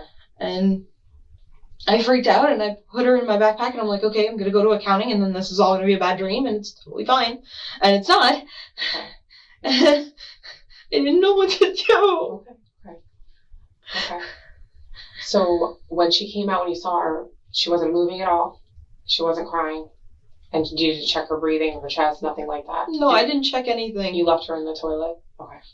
Autopsy results confirmed the victim was born alive and had died from asphyxiation before being placed in the water, a fact directly contradicting Arya's account. And then straight from work, where did you go? I went to the hotel. Okay. And you were there, you said a few hours or something like that. You probably don't know the exact time. This was 4.5 years ago. Plus, pretty traumatic experience, I can imagine. Where did you go right after the hotel? To the inlet. You went there? No, straight? I went to FAU. Okay. I went to class because I tried to forget Right. all this happened. So you wanted to pretend like it never happened. Right. But she was in your backpack, in your trunk, you said? Yes. Okay. Did you make any stops? Did you stop at any stores? No. Nothing like that? You never stopped at like a Walmart or Walgreens? No. You were, okay. And physically, like you just had this baby in the toilet. Like how were you feeling physically after? Tired. Okay. I freaked out, uncomfortable, upset. It was just, I didn't know what to do. Did you tell anybody? No. Nobody knows about this? No. Did it? I know you said no, but I'm gonna ask you anyway. Was anybody with you when you were in the hotel? No. Okay. And then what made you go to the Boynton? Like why the Boynton Inlet? I usually go there to think. Okay. And I couldn't think of else to go. Okay. You didn't know what to do with her. Maybe thought about. I know you said you kind of thought about it. Did you think again about maybe calling 911 or going to a hospital or bringing her somewhere? Okay. I didn't know what they would think of me, and I didn't know. Okay. What did you think? So when you threw her, you put her in the inlet. Did you wrap her in anything? So she was naked. Yeah. What did you think was going to happen? Like, did you think she was going to wash away or something was going to eat her? No, I thought she was going to go away. Okay. I just thought it was all going to be one bad dream, and I would never hear about it again. Okay. Did you know that we found her? You never knew that we found her. You never saw any of the articles or anything like that? No. Okay. Let me ask. Well, I'm going to go back to the hotel room. So you had the baby. Did you cut the cord? No. Did you see the umbilical cord? I don't remember. Okay. So you don't remember if you cut anything or? No. Okay. Do you remember delivering after? Like, because usually the baby comes out and then a little bit later the placenta comes out. Do you remember any of that happening? No. Okay. So, and no nurse was with you? No. Never took her to a hospital? No. Never went to a doctor? No. In the weeks following, so you just have this baby, and most women have baby or in the doctor's office, so any sort of medical issue that arises, they're there. Did you have any sort of issues that stemmed from what happened for yourself? No. Nothing like that? Did you ever see a doctor afterwards? No. Okay. When did you go for the abortion? You're saying you tried to abort this particular baby, so not about the other ones, but this remember. one. Okay. Was it early in the pregnancy? I know in Florida you have to do it before 15 weeks. Were you in Florida? Yes. Okay, so it would have been early in this pregnancy, Yes. and you went to abort the baby, and you thought it was done. Yes. Okay. But clearly not, because then you went into labor. Did you tell anybody that you had been pregnant? Not that you had a baby, that you had been pregnant, but you had gotten an abortion. Yes. Who did you tell? I told Ronnie that. Okay. Why did you tell him that? You had been broken up. Yeah. Okay. Why did you tell Because he was in my house and he was accusing me of cheating and he was freaking me out. Mm-hmm. And when we had broken up, I told him I was like pregnant at that point. A lot of things were happening and I freaked out. And he was like, then show me the paperwork. And I didn't have any of the paperwork. Right. And you told him this after this all happened? Yes. Okay. And did you reach out to him to let him know? No. This, or he reached out to you? Yeah. Okay. He was just bringing up the old drama from your relationship? Drama. Gotcha. Arya had checked into a hotel room alone where she gave birth to the child. Whether through her actions or neglect, her daughter did not survive. However, she never called 911, sought medical assistance, or reached out for help. Instead, she discarded the victim in Boynton Inlet, hoping no one would ever discover the truth. So he asked you for paperwork, which you obviously didn't have. Did he ask you any other questions about it? Like wanting to know specific details? No. Okay. But then you guys started dating a little bit shortly after? No. You didn't start dating again? No. Okay. That was the last time I really saw him. Okay. So but I understand you saw him for a concert at some point at the end of the That summer. was before that. Oh, okay. So you told him after. Okay. But you dated her one time. You broke up. You said your aunt died, and then you broke up around then, and then you dated again. Yeah. After this happened. Yes. Okay. For about how long? I don't know. Not very long at all. Okay. Did you ever, besides him, so you told him, did you ever tell anybody else that you had gotten this abortion? No. That this happened? You ever told your sister? That you're really close with your sister? Not anymore, but yeah. Well, we don't know what she thinks, but she doesn't. We don't know what she knows. I know exactly what she thinks. She's got kids too, right? I know exactly what she thinks. I know exactly what. But she never confided in her. No. Philip. No. Herman. No. Just Ronaldus. He's the only one that you told that to. Yeah. Okay. And Okay. So did you take anything with? So when you went to the hotel, you said, I just want to clarify. I just said, so if I got something wrong, just let me know. Okay. When you went there, you still at that point just did not know that, because you've never been in labor before, no. So you just didn't know what those pains were. I just thought it was like massive stomach ache. Okay. And I just thought I was going to explode. And I was like, okay, might as well do this here instead of, Okay. When did you book that hotel room? That same day. Like early in the day? Yeah, early that morning. Okay. I was supposed to be at work at like 9:30, so around 9:30. Okay. Okay, so you booked it while you were at work, but not while you were at home? No, not while I was Okay. And then you went to the hotel. You never stopped for any sort of like supplies, like Tylenol, pads, or something afterwards? I didn't know what was going on. No. No, even after. Oh. No, nothing like that. Did you, when you were in the hotel room, so everything was like contained to the toilet? There was no like mess anywhere else, no blood that you left or anything like that? As far as I know. Well, it was 4.5 years ago. So yeah, I was gonna say, I don't know. Okay. But when she was born, she just went directly into the toilet, and then you left her. But you didn't hear any sort of crying. You didn't see any. Did you see a twitch? Anything? No. Do you remember what she looked like exactly? Like what color she was? No. You don't remember cutting any sort of cord? No. The umbilical cord would have been there. Okay. Yeah, I don't know. Nothing like that. I don't remember any of that. Did you do anything to her feet? No. She's got pricks on her feet, so we were just wondering if that's why I asked if there was like a nurse there or something. Yeah, maybe no. pricked her feet. Okay. You just left her there. You passed out. You said you were really tired after all that. Yeah. And then, did you put her in your backpack when you were leaving, or before that? When I was leaving. When you were leaving, and then she went in your truck. What kind of car were you driving at the time? I don't know. Okay. Was it your car? Yes. Okay. I don't remember what kind of car it was. Okay. And then you left. You went to FAU for a camp, but you didn't stay for the whole class. No. And then straight from there, you went to the inlet. Yes. Okay. And then how long did you stay at the inlet? A couple of hours. You were there for a while. So when you first got there, did you immediately? So what did you do when you got there? Just walk me through that. I sat on the bank by where they like put the fish and stuff. Mm-hmm.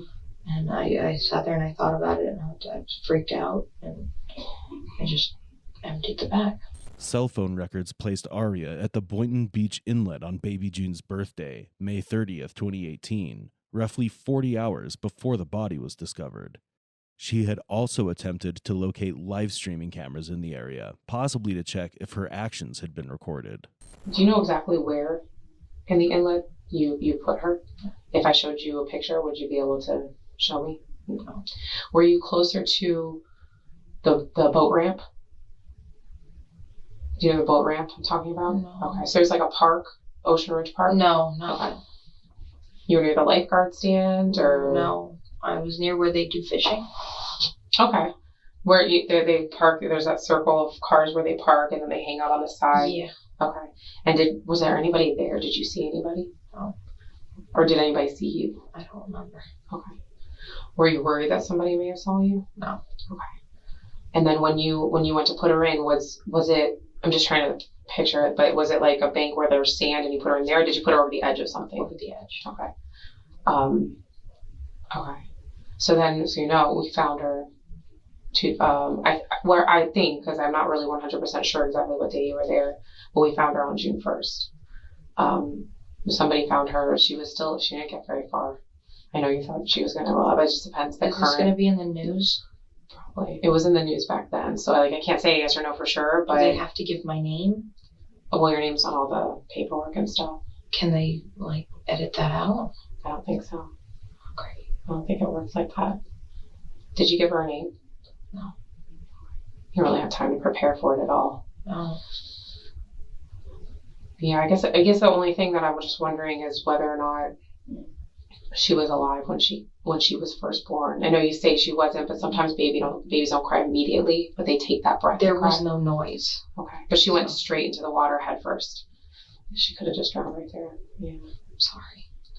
It does happen with teenagers. But I don't know. We can't go back. We can't go back and change the past. So we don't know what would have been different if you did pick her up but would she have been dead or would she not? We just don't know. You weren't in a hospital. You didn't go to any sort of medical facility where they would have helped you too, because that's dangerous for the baby, but also for you. Some women lose a lot of blood when they give birth. I know you said there was a lot. That's probably why you were so tired. The iron deficiency. But according to the autopsy, it doesn't appear that the baby was born dead. But she did die because I think just the circumstances that surrounded that birth. Going to jail. So today you were. Like I said, we can't go back and change things. I just think maybe different decisions at the time. I understand you thought that the baby was aborted, but then you were still pregnant. You didn't feel anything. So let me ask you, so from the abortion to the time the baby came, were you feeling any different? Like any symptoms that you were like, well, it can't be pregnancy because I had an abortion, but something unusual? Tired. You're feeling really tired? Just tired. Any sort of nausea that came out of nowhere? Headaches? No. Like classic pregnancy symptoms, but you didn't know obviously it was pregnancy, you said. Did you ever once think like, I could be pregnant? Did anybody ever ask you? Did you have a boyfriend at the time? Okay. Who's David? He was the guy I was dating at the time. David was? Yeah, and he didn't think anything of it. No, he didn't know. Okay. That was a really weird relationship. But it was. Is that a relationship that you got into right after? Yes. Okay. And was that before Philip? It was between? Yeah. All of these things were between Philip. When were you in a relationship with Philip? From 2012 to like 2 years ago. Investigators uncovered an extensive search history on Arya's phone, revealing a pattern of suspicious activity. 574 searches for Boynton Beach Inlet between May 30th and June 30th, 2018. 34 searches for Palm Beach County News between May 30th at 11:20 p.m. and May 31st at 9:28 p.m. Inquiries about marine life in Boynton Inlet, including a YouTube video titled, "Why is the Boynton Inlet so treacherous?" Multiple searches for news coverage of the case were conducted after the body was discovered. These digital footprints strongly suggest a guilty conscience. Oh, so for a long time. On and off for yeah. What officially ended that relationship? We were engaged and I just couldn't take it anymore and I screamed at him. Okay. Did he ever find out about this? No. Did he go to FAU at the time where you were there? Yes. Okay. Did you see him that day when you went to your accounting class? No. You didn't see him? Okay. Did he live in the dorms? Or somewhere else? Okay. In his own apartment. Okay. So you were still in school and you went to your class there.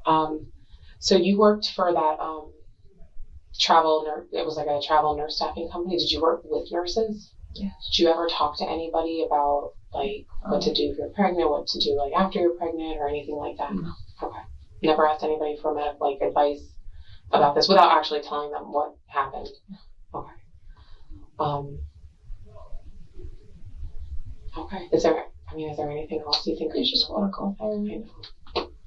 I know. But you have to understand. We found this baby who's seemingly healthy, other than the fact that she's not alive. Healthy, no trauma. We don't think you beat her or anything like that. No trauma, no signs of disease, no nothing like that. And that baby, they believe that she was born alive. So we find this baby, we do all this stuff, and we're like, where are the parents? Like, how did this baby end up in the inlet? Which I'm sure you can understand. I understand everything. I feel guilty and hungry, just upset, and I just want to go home. I know. And I know the whole situation is scary, but like for 4.5 years, this poor this little girl had like this big question mark, like what happened to her.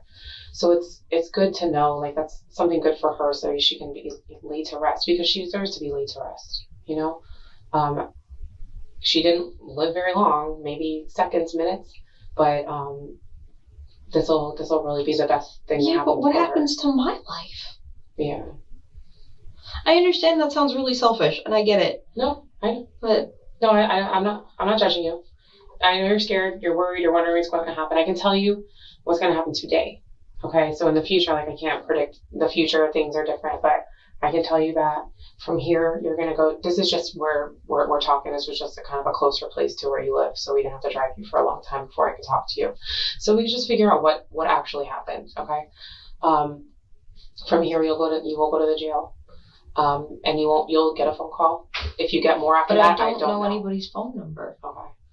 Like, all of my phone numbers are in my phone. Okay. I don't know any phone numbers. So you'll be able to, I think they'll help you with, if you want to call a lawyer, if you want to do any of that stuff, you'll be able to do that from there. I can't help you because we have it, but I don't have it. I don't physically have it.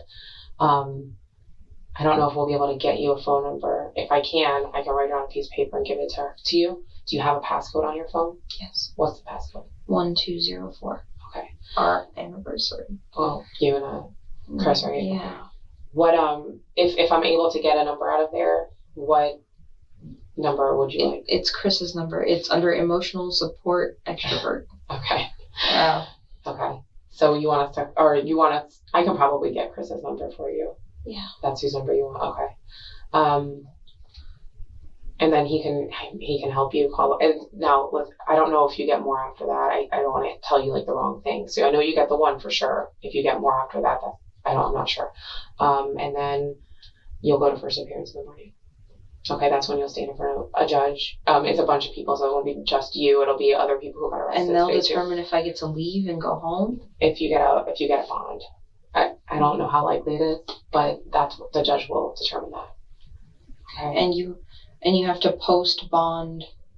If you get a bond, if they issue, you have to post, pay the money to get out. Okay. Arya's desperation for self-preservation obscured any trace of remorse. She tried to paint herself as a victim, a woman who made a terrible choice out of fear. But what the truth revealed was far more dark. She was a reckless individual, indifferent to the life she'd taken. What's more unsettling is the fact that this child never stood a chance, not with a mother who discarded her like an inconvenient mistake. So it's a process, but if you talk to Chris, so that's why they'll give you that phone call, because maybe he would be able to help you, but I can't guarantee that they're going to issue a bond at all, okay, because it's a pretty serious case, so I don't know, and I don't want to tell you the wrong thing. You've been flight risk or anything? Maybe, no, but you do have family out of the country, to include your parents. So when are your parents supposed to get here? Next week. What day? The 20th. Okay. Early, okay, so like Tuesday, I think. Under Florida's safe haven law, Arya could have legally surrendered the baby without facing any consequences. Yet, instead of seeking a safe alternative, she abandoned her daughter in the ocean. A chilling act that underscores her utter lack of self-reflection and her terrifying ignorance of the gravity of her actions. And I was going with the latter. So, and that's what you told me. So, yeah. But now we don't have this, I know we're worried about, but we don't have this question mark about what happened to her anymore. We have a better idea. Thanks. It doesn't sound as bad as it did before. Yeah, that makes it better. Do you have any questions for me for now? But I don't want you to leave. Okay. I'm really freaked out. And I don't want you to leave. Okay. So you can get, I don't need to leave. I can have somebody bring, do you want some water or something like that? I haven't eaten anything for the day and I'm super anxious. Okay. We can get you food too. I don't know how long it's going to be before you go over there. So if you're hungry, Thanks. we can get you something. You can't tell me anything that's going to happen to me. I can just tell you that you're going to go to the jail. I know of until first appearance, and then after that, I don't know. There'll probably be a trial. You'll get a lawyer. You'll go through maybe a trial process. I don't know. I can't really say because everything is so different. A lot of cases are different. And if I plead guilty, this doesn't get any easier, does it? It would depend on the attorney, the prosecutor, if they offer you a plea and stuff like that. But I really couldn't say. I don't know. But that does happen in a lot of cases. I just can't say that's definitely going to happen here. I have no idea how it plays out in the court system. So my job is doing. And I just gave you a confession, so I have nothing. You told me what happened, which isn't, it's like I said, your side of the story is differs from what we thought. So that probably helps. Anyway, you never know. You've been cooperative. That could help. Like I said, I can't make promises to you. Like I can't say, oh, you told me, so you're going to be able to go. Like it's nothing like that. But the state attorney, you'll have an attorney. You're going to have one. The state attorney works with your attorney, and whatever is decided. That part of I do the investigation part. That leads up to here. Arya Singh initially faced a second-degree murder charge, which carried a potential life sentence. However, as part of a plea agreement, she pleaded guilty to lesser charges, including aggravated manslaughter, a first-degree felony, and abuse of a dead human body, a second-degree felony. On August 2nd, 2023, Judge Howard Coates sentenced Arya to 14 years in Florida State Prison, followed by 10 years of probation upon her release. Arya Singh's actions shocked the nation, and the use of DNA technology finally brought justice to baby June. But was her 14-year sentence truly enough, or did she deserve something far more severe for the life she took? Share your thoughts. How can we, as a society, do better to prevent tragedies like this? Please share your opinions in the comment section, and for more true crime documentaries, don't forget to like and subscribe to our channel.